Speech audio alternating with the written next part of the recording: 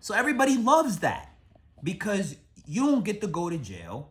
You gotta hustle for 5 more years just to get back where you were, but you don't go to jail. Nobody goes to jail.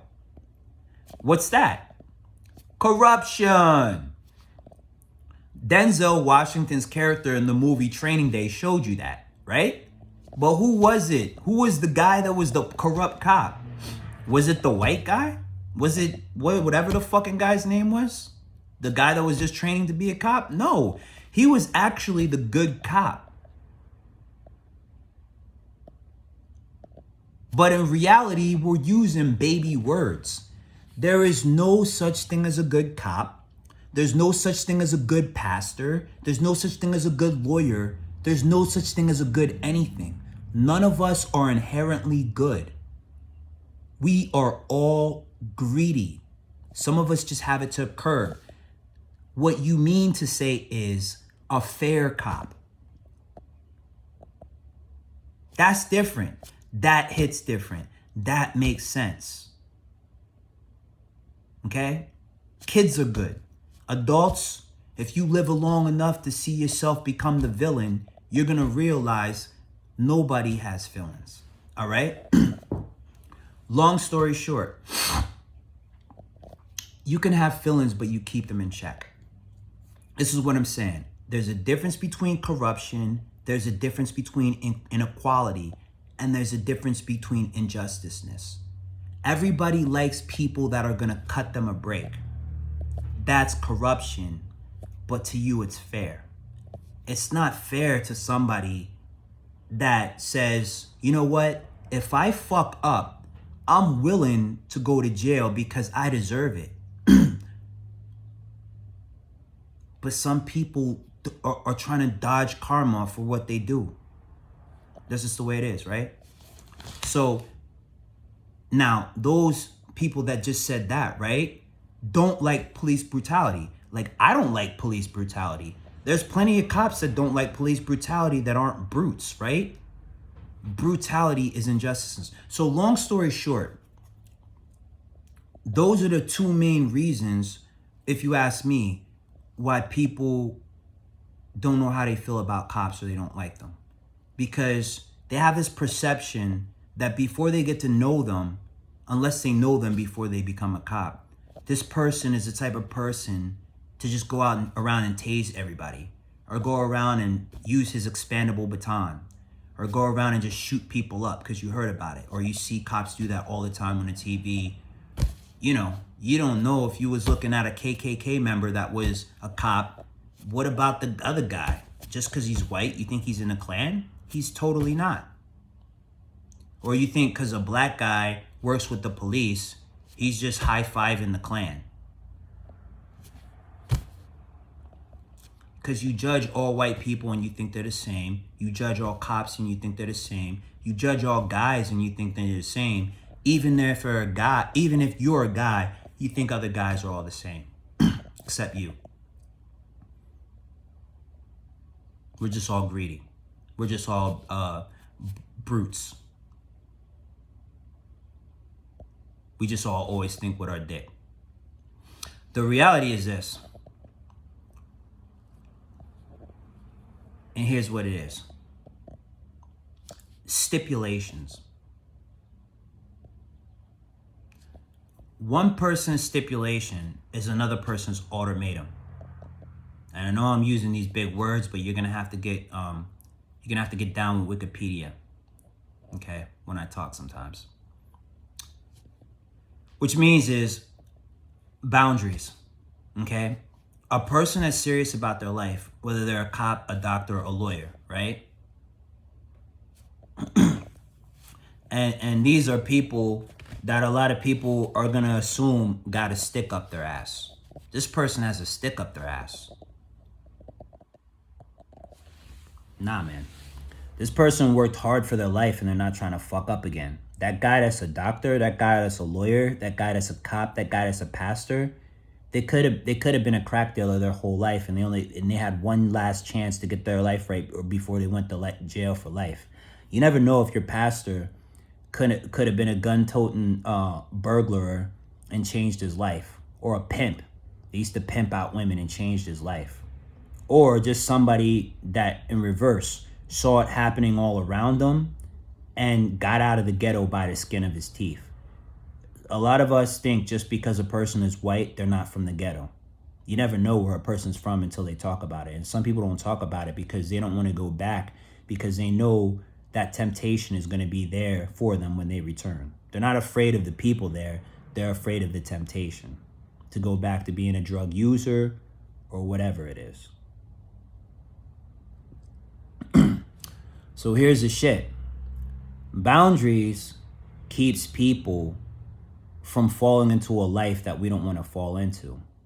It also teaches people respect, and that's the problem. Some people don't want to observe respect whenever they come to other people's houses, but they want a place to go where they can do their drugs. You're gonna have to find somebody else. Because here's the thing. When you do drugs in somebody's house, they could go to jail for it. And you know that, but you don't care. And that's what makes you a bad friend. That's what makes you greedy. That's what makes you the type of person that is really more so the liability in a relationship, but you think it's the other way around.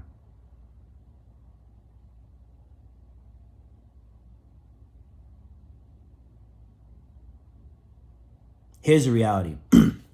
When I used to smoke weed, if somebody says, no, you can't smoke weed in my house, I would find a place to do it. This is what some of you people gotta really do. You gotta own up for what you want to do. Your fun is not everybody's definition of fun. Even if it is, maybe they don't want you to smoke in their house just because they don't want you to. And that's an insult to some people. But the reason why is because you asked out, you have nowhere to smoke. But why is that my problem or somebody else's problem? It's not. It's you being greedy and you dodging the fact that you have to, if you want to do something, you have to create an atmosphere for you to do it. It's nobody else's job for you to have that platform. You got to create your own platform if there's no platform for you. Period. No matter what you do. But when it comes down to cops, yes, cops date addicts. Cops don't just have sex with them. They date them and sometimes they marry them. We date them and sometimes we marry them, right?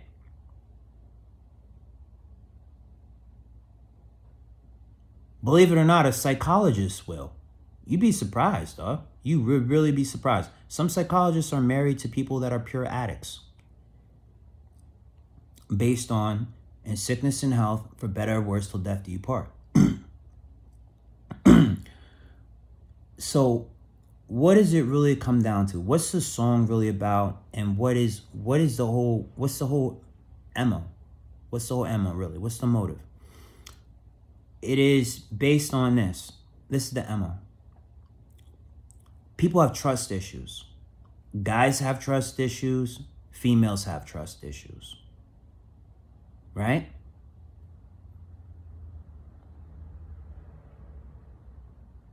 If you do drugs and they're illegal, the last thing you want to do is be caught. So the last person you would trust is a cop until you realize every cloud got a silver lining. And what that's called is grace. So some people give people time to get their shit together. But you know what the real question is? If anybody ever gave you time and room to get your shit together, would you use that time to get your shit together? Or would you just give somebody else a promise that that time will come when you get your shit together?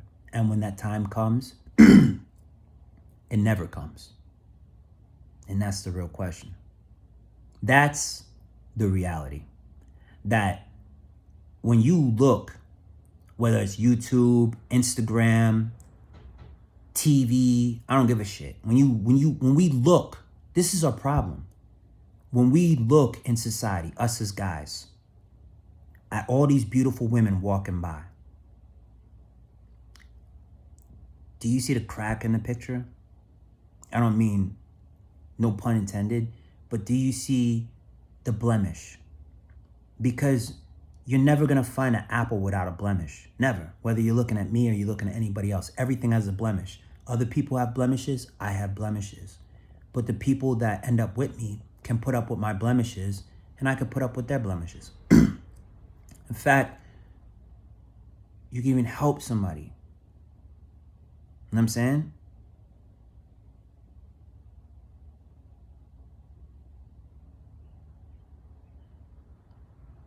And women know that. They do. But there's always the question. Is this person just putting up with me just because of the sex? What happens when I don't want to have sex with this person anymore? Are they still going to want to be my friend?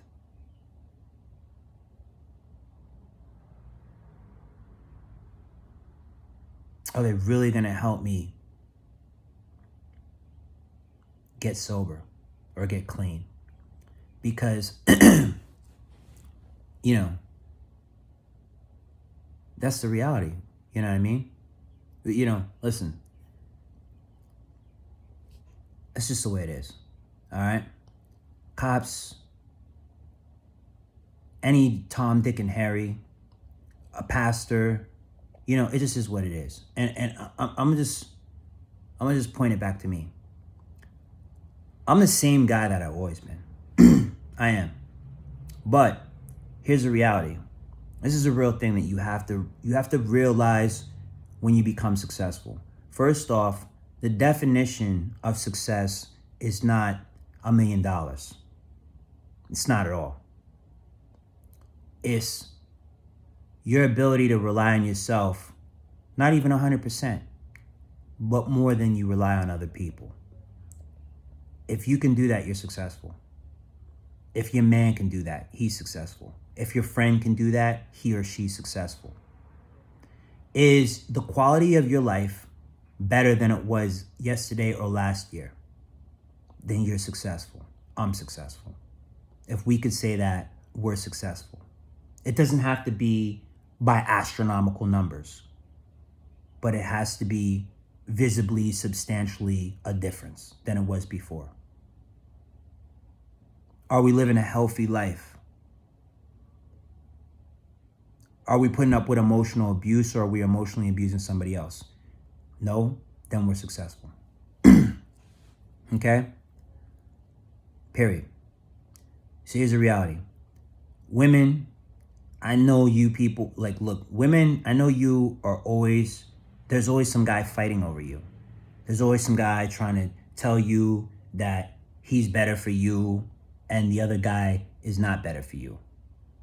And mostly, it's not just criminals. And I have to say this to some guys, and I say this to some people, that it's not just people that break the law that say that you can't trust cops. You know, some doctors will say you can't trust cops. Or they'll say you can trust that one, but you can't trust that one. And you know which one he's talking about? The one he's trying to compete with. That's just the way it is. Period.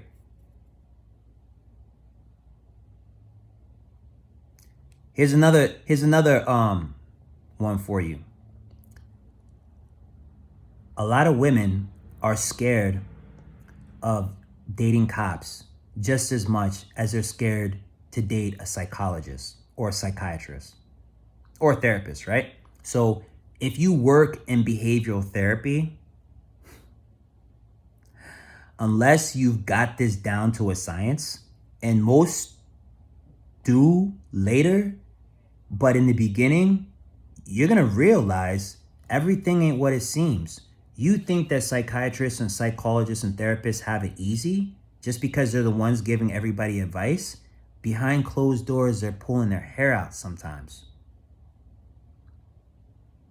They just have ability to adapt fast. As soon as the sun comes up the next day, they're ready to go because they're serious about their money and they're serious about their security. And they're serious about their career, most of them. They're not all bad. But here's the thing, though. Everything isn't always what it seems. People think that usually the people that are the leaders in this world, the billionaires, the successful people, whatever, the Main Street, the gated community people, you know, it's all good. It's not. They're tough people. They're resilient people. Listen, this is what it is. I'm telling you the truth. And when those that just heard what I started to say, the wheels already turning in their brain. Like, you know what? That motherfucker's right. The other person that doesn't want you to see my point is like, I don't give a fuck. I don't believe nothing that he's saying, and I'm not trying to. That's because that guy right there, or whoever that is, they either don't want you to get clean, want you to get sober, or they don't want you to be around people that are going to be accepting for you of your flaws. We accept you for your flaws because we have flaws too, right? But we want to help you heal. Not everybody wants to help you heal. They want you to stay damaged because it's a profit to them. They're going to have somebody to do drugs with. And not just that, because it's okay to do some drugs, right? But be honest with yourself. Do you really want to keep doing what's killing you? There's nothing wrong with weed and alcohol. But do you really want to do what's killing you? You want to continue down that road? Because the truth of the matter is, it's going to kill you. And you might be okay with it today, but you're not going to be okay with it tomorrow. Because if you don't, you got to start surrounding yourself with people that are going to be real with you. You got to start trusting some cops. Because not all of them are trustworthy. I'm going to admit that too yourself. And I work side by side with some of them. But you can trust some of them. But they're going to be real with you and they're going to challenge you. I'm going to tell you another one. You can trust some people that work in behavior therapy. Psychiatrists, psychologists, therapists. They're not all there to make you have a rough time. They're there to help you take a deep, intensive look in yourself and your behavior. And everybody's always quick to say the other person needs that, but all of society needs that. And most people are already attending to that. They just don't talk about it with other people.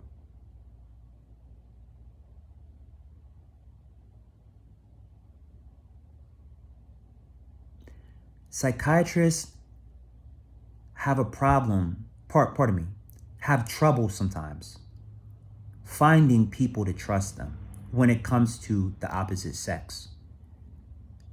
Give you an example. A chick is at a bar. She's sitting next to some guy. The guy looks nice. He has a watch. He's dressed nice. He smells good. He has a car. Not two people know him, but he's there every now and then, okay? He's drinking sociably. You know, he pulls out his wallet and he has credit cards that don't look like the library card. Every time he hands it to the bartender for whatever he gets, the bartender smiles and the bartender, you know, and this is what chicks really notice. When the way that the bartender treats the customer is the way that she treats the customer. If the bartender treats you with respect and is careful how he treats you, she's aware of that. He must be somebody. That shit must say ta-da. Same thing as the bouncer. You know, if the bouncer's like, oh, yeah, sure, right away, Mr. Jetson. Come on in, Mr. Jetson. You know what I mean? Who's that? He's George Jetson.